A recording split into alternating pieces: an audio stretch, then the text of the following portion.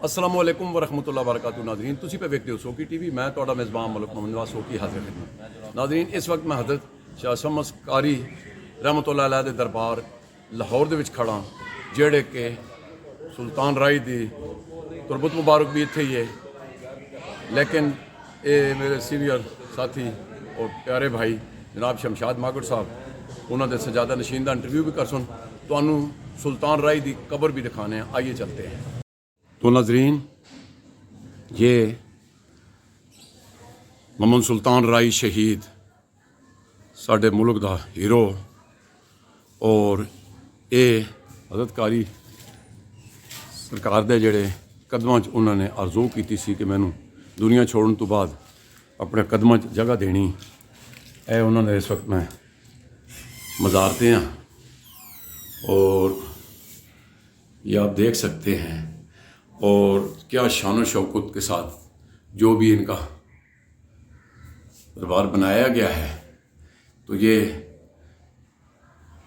بتاتے ہیں کہ سلطان رائی ادھر آ کے جھاڑو کشی کرتا تھا اور خوبصورت ماربل اور یہ شیشہ کشی ہوئی ہے آپ یہ دیکھ سکتے ہیں تو ابھی تھوڑی دیر بعد شمشاد ماگڑ بھائی اور ان کے سجادہ نشین سے وہ کچھ باتیں پوچھیں گے تو ناظرین آئیے چلتے ہیں بسم اللہ الرحمن الرحیم ناظرین اس وقت ہم لاہور میں سید شمس الدین قاری صاحب کے مزار پہ موجود ہیں. یہ محلہ بھی انہی سے منسوب ہے اور یہیں پہ سلطان رائی صاحب بھی دفن ہے. ہمارے ساتھ اس مزار کے جو سجادہ نشین ہیں وہ موجود ہیں, ان سے ہم اس حوالے سے گپ شپ کریں گے. سر آپ کا پورا نام کیا ہے؟ میرا نام پیر عبد الرحمن قادری نشاہی شمسی.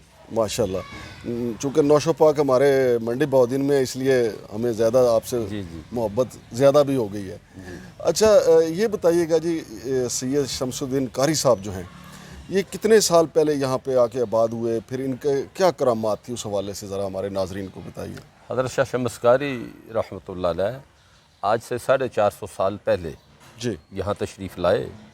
اس وقت مغل بادشاہ شہنشاہ جہانگیر کا دور تھا. جی جی. اور شہنشاہ جہانگیر آپ کا بڑا موقف تھا جی.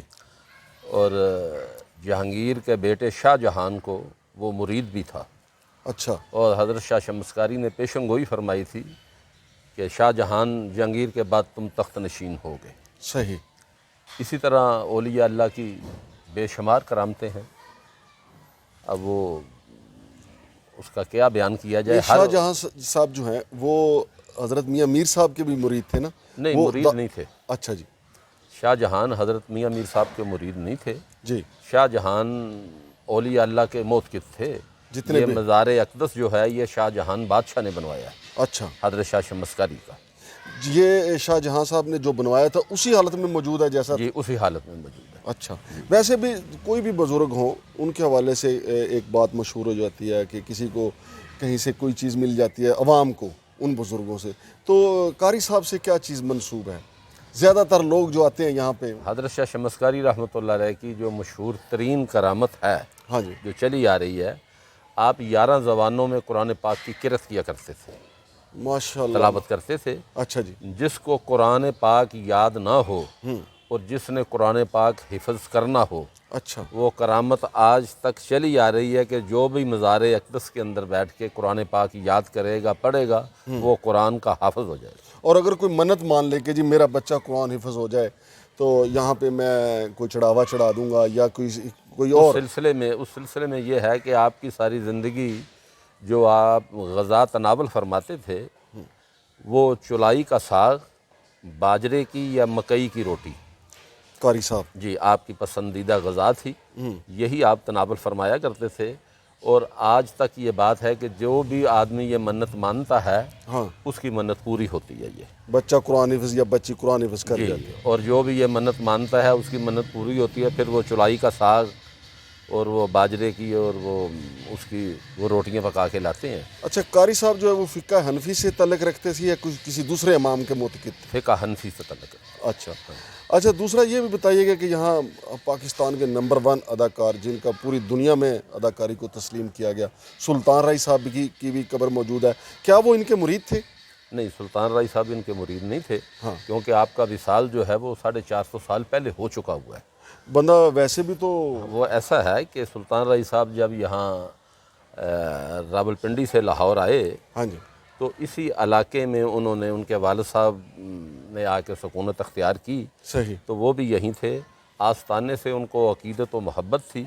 میرے والد صاحب کے بہت زیادہ موتقد تھے، سلطان رئی صاحب، سلطان رائی صاحب میرے والد صاحب کے بہت زیادہ موتقد تھے، اور میرے جو پھپھا تھے ان کا نام تھا میاں قاضی محمد جہانگیر، اچھا جی، بہت بڑے فلم ساز ہوئے ہیں وہ۔ اچھا اچھا اچھا، ان کی یہ مکھڑا چن ورگا، خونی، جگ بیتی، ٹانگے والا، ماں تے قانون، ہاں، اس طرح کی بے شمار فلمیں بنی۔ صحیح، تو سلطان رائی کو شوق تھا فلموں میں آنے کا، فلموں میں آنے کا، تو میرے والد صاحب نے اپنے بہنوئی سے کہا بھئی اسے بھی لے جائیں، اچھا، اس لائن میں لے جائیں۔ صحیح، تو پھر اس لائن میں وہ داخل ہو گئے۔ صحیح، آگے پھر قسمت کا ستارہ ہے، وہ حضرت شاہ شمس کاری کے آستانے سے جو ان کو عقیدت و محبت تھی، میرے والد صاحب سے جو ان کی عقیدت و محبت تھی، اس بنا پر پھر اللہ تعالیٰ نے ان کو عروج دیا، اور چار پھر چاند ایسا لگا عروج دیا ہاں جی، کہ پھر ان کے جس بغیر کی- فلم ہی نہیں چلتی جس تھی، کی مثال دینی مشکل ہے۔ بالکل صحیح، اور پھر وہ جب سرکار کا عرس ہوتا ہے، حضرت شاہ شمس کاری کا عرس اکتوبر کے پہلے ہفتے، جمعہ، ہفتہ، اتوار، تو سلطان رائی آیا کرتے تھے۔ اچھا، والد صاحب نے یہ پابندی لگائی ہوئی تھی کہ بھئی سلطان تو نے صبح اذان کے وقت آنا ہے تاکہ تم عوامی اداکار ہو، تمہارے آنے سے وہ پبلک میں کھلبلی سی مچ جاتی ہے، ہاں، تو اس لیے تم اذانوں کے وقت آیا کرو۔ صحیح، تو اس نے پھر والد صاحب سے یہ کہا کہ میری یہ خواہش ہے ہاں، کہ میرے مرنے کے بعد یہاں جگہ دی جائے۔ صحیح، تو والد صاحب نے اسی نسبت سے جو وعدہ کیا تھا، وہ پورا کر دیا، اسی بات اس کو وہی پورا کر دیا۔ اور ان کے 3 بیٹے ہیں، ہاں جی، 2 بیٹی ہیں، صحیح، وہ بھی بہت اچھے ہیں، صحیح، اور باقاعدہ ان کو آستانے سے عقیدت و محبت ہے۔ اور ان کی بیٹی جو سیمہ ہے چھوٹی، اس نے تو میرے ہاتھ پہ بیعت بھی کی ہوئی ہے۔ ماشاءاللہ، اور سلطان صاحب کے جو بڑے بیٹے ہیں بابر، اچھا، انہوں نے بھی بیعت کی ہے میرے ہاتھ پہ۔ صحیح، اور حیدر تو بہت اچھے ہیں، وہ تو پاکستان میں ہوں تو نماز جمعہ کے بعد وہ باقاعدہ آستانے پہ حاضری بھی دیتے ہیں، اور اپنے والد صاحب کی قبر پر بھی حاضری دیتے ہیں۔ اچھا، آپ خوش قسمتی سے ہمیں مل گئے، آپ نے وہ سلطان رائی صاحب بھی دیکھے ہوں گے جو مشہور نہیں تھے، کیا فرق پایا جب وہ مشہور ہو گئے اور جب مشہور نہیں تھے؟ بارگاہ مرشد کی ہر وقت کھلی رہتی ہے، بھیڑ منگتوں کی بھی ہر وقت لگی رہتی ہے۔ سبحان اللہ، یہ تو مانگنے والوں کو بہت دیتے ہیں، لینے والوں میں لینے کی کمی رہتی ہے۔ ماشاء تو سلطان رائی صاحب کی جو پہلی زندگی ہے اس کے وہ بھی بہت اچھی تھی۔ تو جب کوئی کسی کا منظور نظر ہو جاتا ہے تو پھر تقدیر میں الٹ پلٹ ہو جاتی ہے۔ صحیح بات، ہاں، نہیں جب سلطان رائی کی فلمیں اس طرح ہو گئی کہ کوئی فلم سلطان رائی کے بغیر چلتی ہی نہیں تھی، اب حقیقت مانے تو سلطان رائی کے بغیر انڈسٹری ہی فوت ہو گئی۔ جی جی۔ جب سلطان رائی سپر ڈوپر ہٹ ہو گئے، اس وقت آپ نے سلطان رائی کے ساتھ آپ کی ملاقاتیں کیسی؟ آپ پہلے جیسے ہی پاتے تھے ان کو؟ نہیں، ان میں بہت زیادہ چینج آ چکا تھا، سلطان رائی صاحب میں بہت زیادہ چینج آ چکا تھا۔ پھر وہ ایک ایسا درویشانی، جو درویشوں کی ایک لائن ہوتی ہے نا، متقی مکمل، مطلب زیادہ مشہور ہوتے گئے، زیادہ درویش ہوتے گئے، بس یہی کہہ سکتے ہیں۔ عاجزی زیادہ آتی جی گئی۔ جی، زیادہ عاجزی انکساری کے وہ پیکر بن گئے تھے۔ تو یہ بتائیے کہ جب سلطان رائی صاحب شہید ہوئے، اس سے کتنا عرصہ پہلے آپ کی ملاقات ہوئی تھی؟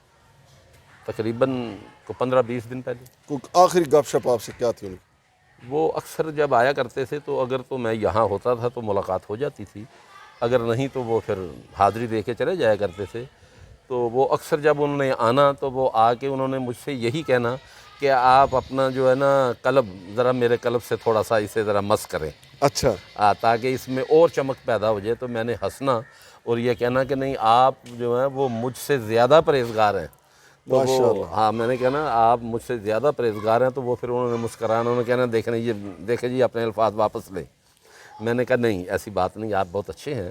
تو بس اسی موضوع پر، دینی موضوع پر بات ہونی۔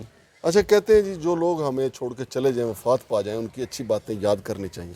ذرا سلطان رائی صاحب کی کوئی اچھی باتیں جو ہیں وہ جو آپ کو یاد ہیں، وہ ذرا ہم سے شیئر کریں، چونکہ آپ تو ملتے ملاتے رہتے تھے ان سے۔ سلطان رائی صاحب کی جو زندگی تھی نا جی، وہ ایسی تھی، تو وہ ایسے خدا ترس تھے کہ اگر کسی نے جا کے ان سے کوئی جھوٹ بات ہی کہہ دی ہے نا ہاں جی، کہ جی میں مالی طور پہ بہت کمزور ہوں، جو میں یوں ہوں جو فلاں ہوں، تو انہوں نے اس کی بات مان لی اچھا، اور وہ حسب توفیق اس کی مدد کر دی۔